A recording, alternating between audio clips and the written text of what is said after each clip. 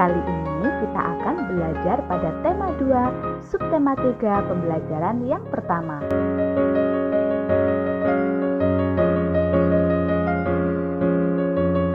Nah, sebelum memasuki pembelajaran hari ini, mari kita lakukan literasi terlebih dahulu. Ayo kita membaca teks berikut ini. Siti sangat senang dengan bunga melati. Siti membeli bibit bunga melati. Dia ingin menanamnya di dalam pot. Siti belum tahu cara menanam bunga melati.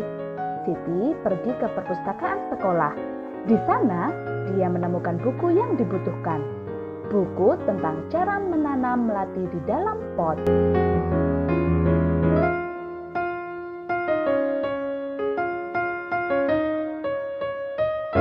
Berikut petunjuk perawatan melati yang Siti baca. 1. Siapkan pecahan batu bata merah atau pecahan genting, susun di dasar pot. 2. Campurkan pasir, tanah, dan pupuk kandang, masing-masing dengan bagian yang sama. Isikan pada sepertiga bagian pot. Letakkan di atas lapisan pecahan batu, bata merah, atau genting. 3. Masukkan bibit melati, sisakan media lama yang masih menempel. Tujuannya agar tanaman dapat beradaptasi dengan media yang baru. 4. Tambahkan campuran pasir, tanah, dan pupuk kandang. Jangan isi pot sampai penuh. Sisakan 2 cm dari bibir pot untuk memudahkan penyiraman. 5. Pastikan tanaman dapat berdiri kokoh. 6. Siram tanaman dengan air secukupnya. 7. Bersihkan bagian luar pot dari kotoran. Letakkan pot di tempat yang diinginkan. Nah, anak-anakku, tadi kamu sudah membaca teks untuk literasi. Sekarang, berikanlah tanda centang di dalam kotak berikut ini bila kalimat-kalimat di bawah ini sesuai dengan petunjuk perawatan tanaman melati. Jika tidak sesuai, tidak perlu dicentang ya. Tulislah kalimat-kalimat berikut ini pada buku tulismu masing-masing.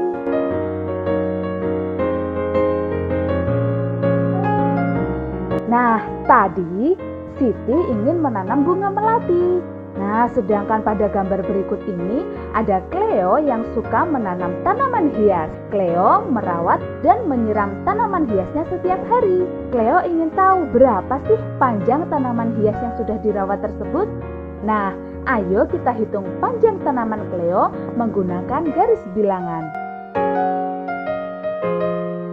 Perhatikan penjelasannya berikut ini. Pertama, mari kita membuat garis bilangan. Agar garis bilangannya lurus dan bagus, jangan lupa memakai penggaris ketika menggambar garis bilangan. Nah, garis bilangan dimulai dari angka 0. Setelah angka 0 ke arah kanan, ditulis berurutan angka 1, 2, 3, dan seterusnya. Nah, jadi angka 0 kita tulis di paling ujung garis bilangan yang di sebelah kiri.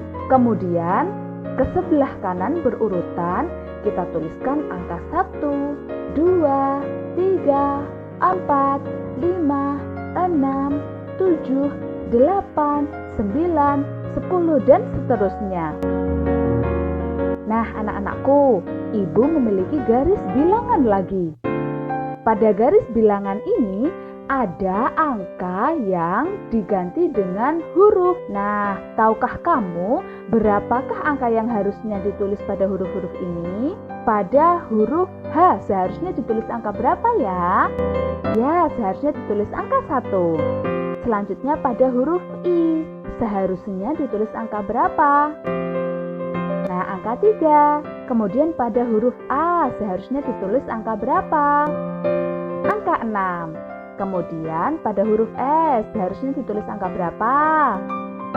Ya, angka 9. Nah, karena dituliskan secara berurutan, maka dari 0 sampai angka yang terakhir berurutan ya menuliskannya, jangan sampai diloncati.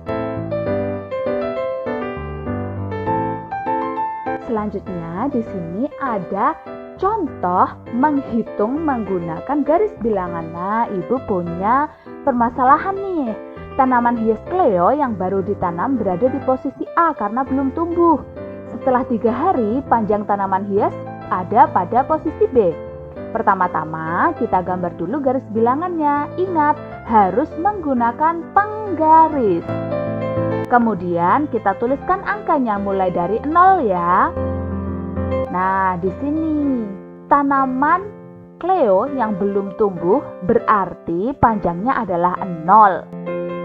Nah, setelah 3 hari panjangnya berada di posisi B. Nah, di posisi B ada di sini. Kita hitung dari posisi A ke posisi B itu ada berapa panjangnya. Dari 0 ke angka 2 kita hitung 0 ke 1 kemudian ke 2. Nah, ada 2 satuan. Dari posisi A ke posisi B berpindah 2 satuan. Tadi sudah kita hitung sehingga bisa ditulis dalam bentuk penjumlahan sebagai berikut. 0 ditambah 2 hasilnya adalah 2 satuan. Nah, selanjutnya Ibu punya contoh lagi. Panjang tanaman hias Cleo berada di posisi 2 satuan. Tadi sudah kita hitung ya. Setelah 5 hari, panjang tanaman hias bertambah 4 satuan. Nah, kita gambar dulu garis bilangannya.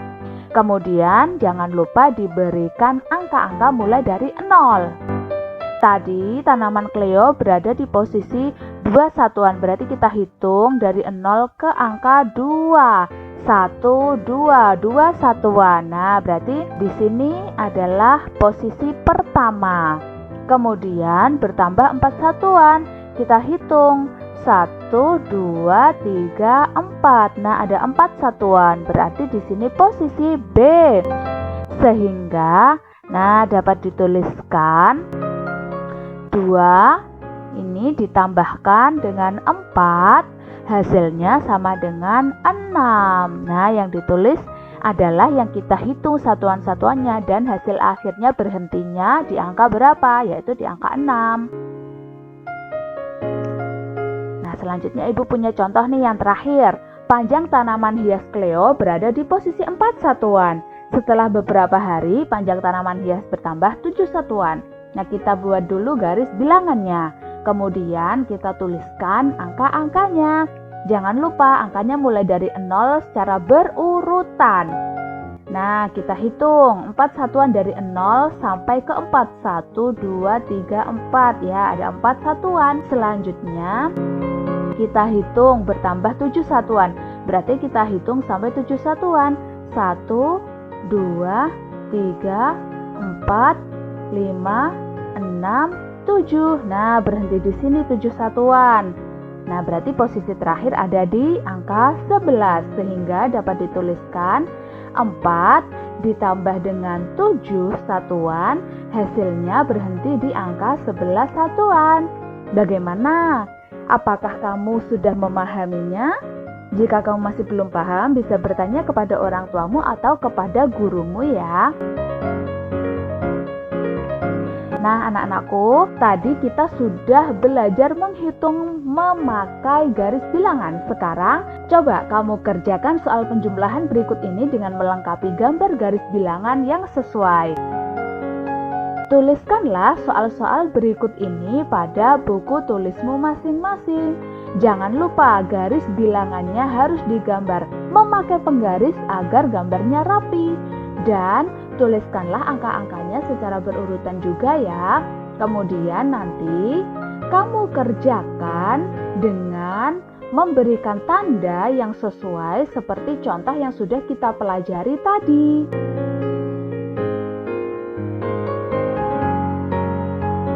Nah, kemudian kerjakanlah soal penjumlahan berikut ini dengan membuat gambar garis bilangan yang sesuai. Kalau tadi garis bilangannya sudah disediakan, kamu tinggal memberikan tanda. Sekarang Ibu berikan soal saja, kemudian garis bilangannya kamu gambar sendiri ya. Tuliskan di buku tulismu dan gambarlah garis bilangannya dengan lengkap beserta tanda-tandanya seperti contoh tadi.